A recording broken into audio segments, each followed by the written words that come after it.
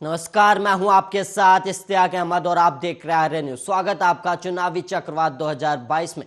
वहीं आपको बता दें कि यूपी समेत 2 राज्यों में मतदान जारी है और आपको बता दें कि यूपी में 2 चरण को लेकर 9 जिलों की 55 सीटों पर मतदान हो रहा है और वहीं उत्तराखंड में भी 70 विधानसभा सीटों पर मतदान जारी है और इसके अलावा गोवा में भी 40 सीटों पर मतदान जारी है। और इसके अलावा आपको बता दें कि कौन से राज्यों में 3 बजे तक कितनी प्रतिशत मतदान हुआ है, तो सबसे पहले यूपी की बात करें तो यूपी में 3 बजे तक 91.93% मतदान हुए और इसके अलावा उत्तराखंड में करीब 49.24% मतदान हुआ है। और यही आपको बता रहे हैं कि 3 बजे तक किस राज्य में कितने प्रतिशत मतदान हुआ और वहीं आपको ग्राफिक्स के जरिए भी बता रहे हैं कि कैसे और कितने प्रतिशत यूपी, उत्तराखंड और गोवा में। और वहीं आपको बता दें कि 60.18% गोवा में मतदान हुआ है और यूपी में 91.93% यूपी में 3 बजे तक मतदान हुआ और इसके अलावा उत्तराखंड में 49.24% मतदान हुआ है।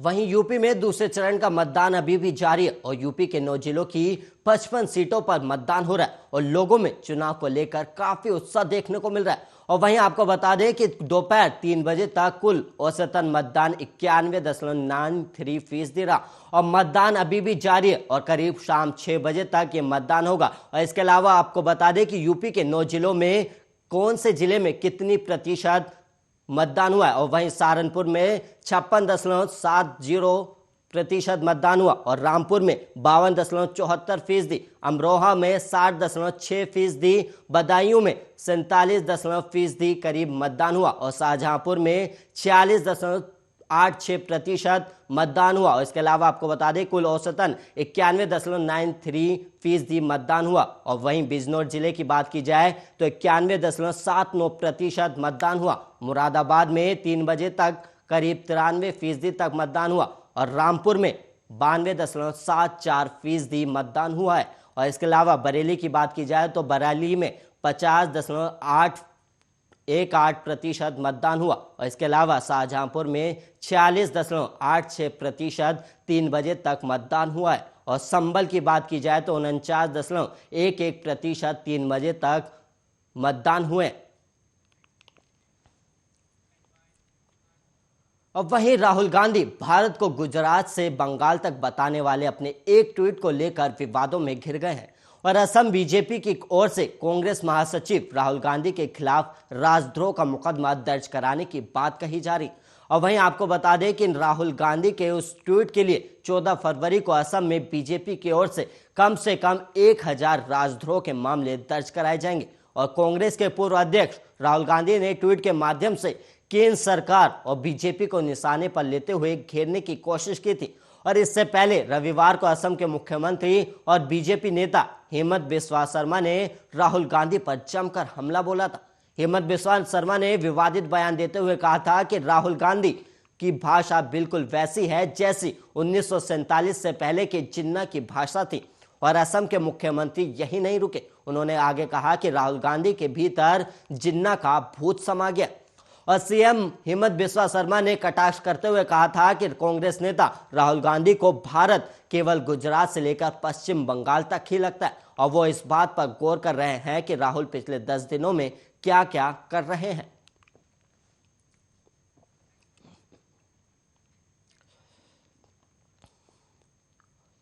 और वहीं शिवसेना सांसद संजय राउत ने सोमवार को बड़ा दावा किया है। उन्होंने कहा कि अगले कुछ दिनों में बीजेपी के 3.5 लोग जेल में होंगे और हमने बहुत बर्दाश्त किया है और अब बर्बाद भी हम ही करेंगे। और राउत ने आगे कहा कि कल शिवसेना भवन में 4 बजे हमारी प्रेस कॉन्फ्रेंस होगी और इस दौरान शिवसेना के सभी बड़े नेता, सांसद और विधायक मौजूद रहेंगे और हमाम में सब नंगे होंगे। और वहीं आपको बता दें कि नींद उड़ गई है और उनकी जो करना है उखाड़ लीजिए, ये संजय राउत का बयान है। और वहीं उन्होंने आगे कहा कि मैं डरने वाला नहीं हूं। और इससे पहले संजय राउत ने रविवार को कहा था कि यूपी में विधानसभा चुनाव में अखिलेश यादव की समाजवादी पार्टी सत्तारूढ़ बीजेपी पर बढ़त बनाए हुए और उन्होंने आगे कहा कि गोवा खिचड़ी की स्थिति का सामना कर रहा है, लेकिन कांग्रेस को 2012 से सत्तारूढ़ बीजेपी पर बढ़त हासिल है। और राउत ने आगे कहा कि देवेंद्र फडणवीस बीजेपी की जीत सुनिश्चित करने के लिए सब कुछ कर रहे हैं जो वो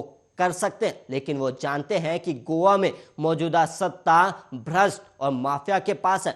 और उन्होंने कहा था कि पूर्व मुख्यमंत्री दिवंगत मनोहर पर्रिकर के बेटे उत्पल पर्रिकर को पणजी के लोगों से अच्छा समर्थन मिल रहा है।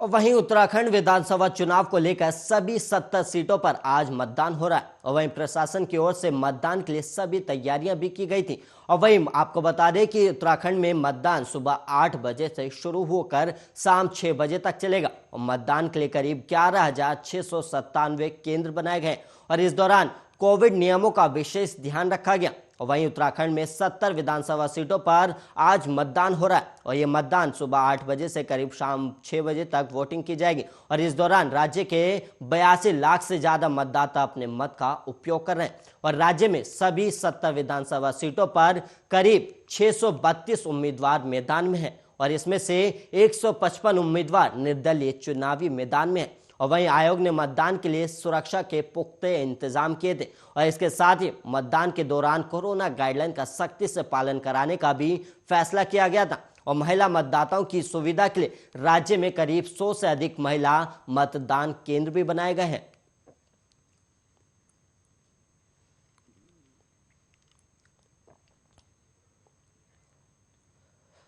और वहीं यूपी में आज दूसरे चरण का मतदान जारी है और इसी बीच यूपी के महोबा में तीसरे चरण में मतदान होना है। और 20 फरवरी को होने वाले मतदान में अपने पाले में लोगों को जोड़ने के लिए सभी दल जुटे हुए हैं। और वहीं मुस्लिम समाज को साधने के लिए कांग्रेस पार्टी के वरिष्ठ नेता नसीमुद्दीन सिद्दीकी आज महोबा पहुंचे, जहां शहर के काजीपुरा मैदान में एक सभा को संबोधित करते हुए मुसलमानों से कांग्रेस प्रत्याशी के पक्ष में वोट करने की अपील की। और इस दौरान उन्होंने बीजेपी और सपा पर सीधा निशाना साधा और मंच से मौजूद लोगों को संबोधित करते हुए नसीमुद्दीन सिद्दीकी ने कहा कि मुसलमान खाने में तेज पत्ते की तरह इस्तेमाल हो रहा है। जैसे खाने में जायका बढ़ाने के लिए तेज पत्ता इस्तेमाल होता है लेकिन उसका कोई उपयोग नहीं होता, वैसे ही समाजवादी पार्टी ने उसे सिर्फ इस्तेमाल किया। और मंच से नसीमुद्दीन सिद्दीकी ने मोदी योगी पर भी सीधा कटाक्ष करते हुए कहा कि देश ही नहीं बल्कि दुनिया के अंदर सबसे बड़े कोई झूठे हैं तो वो हैं नरेंद्र मोदी और दूसरे नंबर पर योगी आदित्यनाथ। और इनका सरकारी फरमान सच बोलने का होता है लेकिन इनके दरवाजे पर खुद झूठ लिखा हुआ है और इनके घर में झूठों की मंडी सजती है।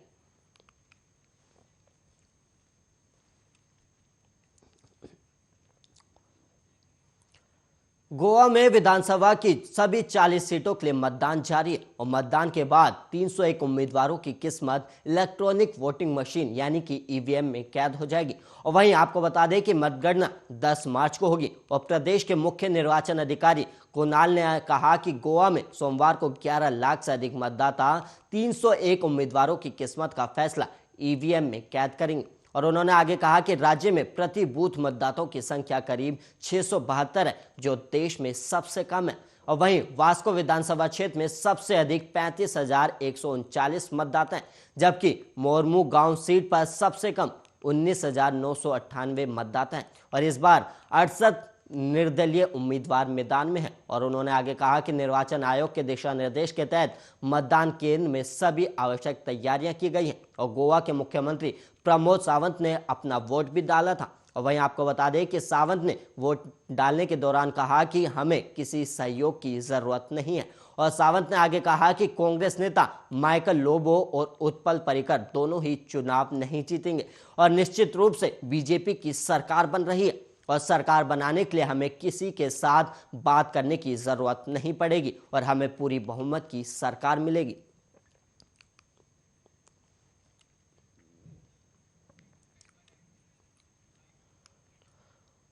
वहीं बहराइच कांग्रेस के पूर्व सांसद स्वर्गीय राणा वीर सिंह के पात्र राणा अविरल सिंह ने आज समाजवादी पार्टी की सदस्यता ग्रहण की और वो आज प्रयागपुर के सपा प्रत्याशी और पूर्व विधायक मुकेश श्रीवास्तव और अपने दर्जनों समर्थकों के साथ सपा कार्यालय पहुंचे, जहां जिला अध्यक्ष राम हर्ष यादव ने उन्हें समाजवादी पार्टी की अध्यक्षता दिलाई। और राणा वीराल सिंह ने कहा कि उन्होंने समाजवादी पार्टी की नीतियों से प्रभावित होकर सपा की सदस्यता ग्रहण की और उन्होंने आगे कहा कि उनके बाबा पूर्व सांसद स्वर्गीय राणावीर सिंह के सपा संरक्षक मुलायम सिंह यादव से बेहतर संबंध थे और उन्होंने आगे कहा कि भारतीय जनता पार्टी और उसके प्रत्याशी दबाव की राजनीति कर रहे हैं और उन्होंने ये भी कहा कि पयागपुर विधानसभा के सपा प्रत्याशी मुकेश श्रीवास्तव को जिताने के लिए वो हर कार्य करेंगे। तो आज मेरे समर्थकों ने और प्लस आदरणीय मुकेश भैया के कार्यशैली से इस सब को देखते हुए मैंने ज्वाइन कर ली और आदरणीय राष्ट्रीय अध्यक्ष जी के जो सोच है, जो विकास के प्रति उन्होंने जो विकास किया जब वो मुख्यमंत्री थे, तो इस सब से बहुत प्रभावित रहता हूँ। आदरणीय नेताजी से भी बहुत प्रभावित हूँ क्योंकि पुराने संबंध है मेरे स्वर्गीय बाबा श्री राणावीर सिंह जी और पूर्व सांसद थे जी, पूर्व सांसद थे और उनके और मुलायम सिंह जी यादव जी के बहुत अच्छे संबंध थे। तो इसी सब को देखते हुए और भाजपा की जो इस समय हाल है, जिस तरीके से वो भाईचारा बनाम समाजवादी की लड़ाई, मुस्लिम हिंदू ये सब कर रहे हैं, फर्जी की चीजें, विकास उन्होंने कुछ किया नहीं है, तो इस सब और समाजवादी पार्टी। और वहीं खबर अब बिजनौर विधानसभा सीट से, जहां पर बिजनौर विधानसभा सीट के बीआईसी कॉलेज में बने बूथ पर दर्जनों लोगों का वोटर लिस्ट में नाम ना होने से नाराज और मायूस होकर बाहर निकलते हुए दिखाई दिए। और वहीं एक 95 साल के बुजुर्ग का पहचान पत्र होने के बावजूद वोटर लिस्ट में नाम ना होने के कारण वोट नहीं देने दिया गया है।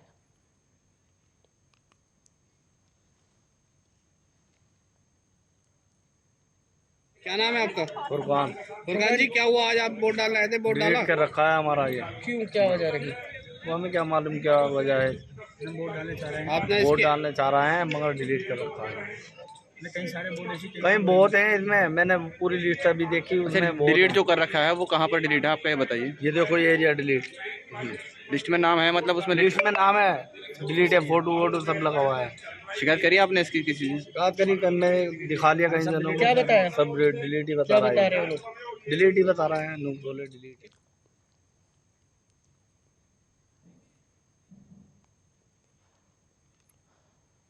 और वहीं यूपी की दूसरे चरण में 55 विधानसभा सीटों पर मतदान जारी है और वहीं आपको बता दें कि मतदान शाम 6 बजे तक अपने पसंदीदा उम्मीदवार को वोट दे रहे हैं। और गौरतलब है कि यूपी विधानसभा चुनाव के दूसरे चरण में योगी आदित्यनाथ सरकार के 5 मंत्रियों की प्रतिष्ठा भी दांव पर लगी है। चलिए आपको बताते हैं कि यूपी सरकार के किन किन मंत्रियों की किस्मत का फैसला आज मतदाता ईवीएम में कैद करेंगे। और सबसे पहले बदायूं विधानसभा सीट पर है, जहां पर आज मतदाता तय करेंगे कि वो उन्हें जिताते हैं या नहीं। और आपको बता दें कि इस सीट पर यूपी सरकार में राज्य मंत्री महेश चंद्र गुप्ता की प्रतिष्ठा दांव पर लगी है। और महेश चंद्र गुप्ता यूपी सरकार में नगर विकास और गरीबी उन्मूलन राज्य मंत्री है और वहीं वो बदायूं विधानसभा सीट से बीजेपी के विधायक है।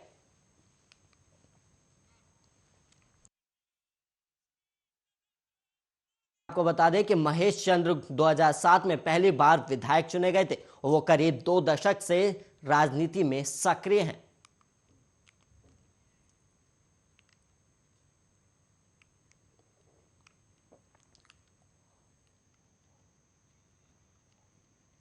वहीं इसी क्रम में आगे बढ़े तो वहीं आपको बता दें कि दूसरे चरण में शाहजहांपुर विधानसभा सीट पर भी मतदान जारी है और इस सीट से बीजेपी ने योगी सरकार में कैबिनेट मंत्री सुरेश खन्ना को अपना उम्मीदवार उतारा है। और दूसरे चरण की वोटिंग के साथ ही सुरेश कुमार खन्ना की किस्मत का फैसला आज मतदाता ईवीएम में कैद कर देंगे। और वहीं आपको बता दें कि खन्ना यूपी सरकार में वित्त, संसदीय कार्य, चिकित्सा, शिक्षा मंत्री हैं। वो बीजेपी के दिग्गज नेता भी माने जाते हैं।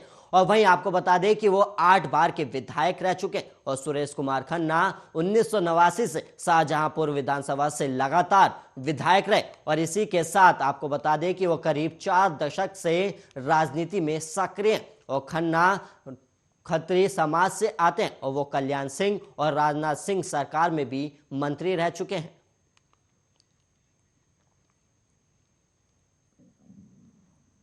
और वहीं आज रामपुर जिले की बिलासपुर विधानसभा सीट पर भी वोटिंग जारी है और इस सीट से यूपी सरकार में जल शक्ति विभाग में राज्य मंत्री बलदेव सिंह ओलख की प्रतिष्ठा भी दांव पर लगी हुई है।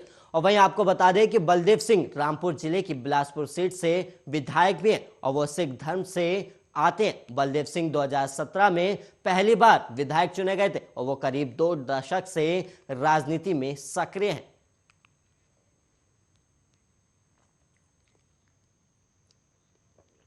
और वहीं यूपी के जिन 55 सीटों पर आज दूसरे चरण में वोटिंग जारी है, उन्हें चंदोसी विधानसभा सीट भी शामिल है और इस सीट से योगी आदित्यनाथ सरकार में माध्यमिक शिक्षा राज्य मंत्री गुलाब देवी की प्रतिष्ठा भी दांव पर लगी है। और इसके अलावा आपको बता दें कि गुलाब देवी संभल जिले की चंदोसी सीट से विधायक है और वो करीब 4 बार विधायक रह चुके हैं और करीब 4 दशक से वो राजनीति में सक्रिय हैं। और वहीं आपको बता दें कि 1991 में गुलाब देवी पहली बार विधायक चुनी गई थी और वो धोबी समाज से आती है और गुलाब देवी कल्याण सिंह, राम प्रकाश, राजनाथ सिंह सरकार में भी मंत्री रह चुके हैं।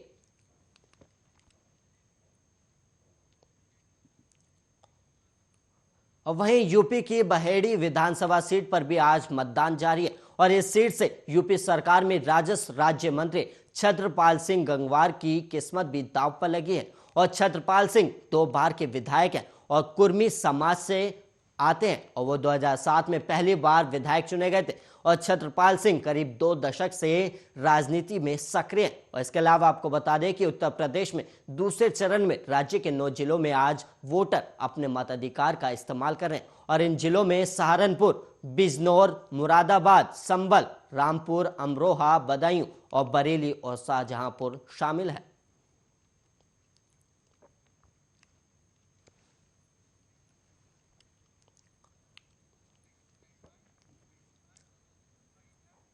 इसी के साथ चुनावी चक्रवात 2022 में इतना ही। ऐसे ही तमाम खबरों के लिए आप बने रहिए आर्य न्यूज के साथ।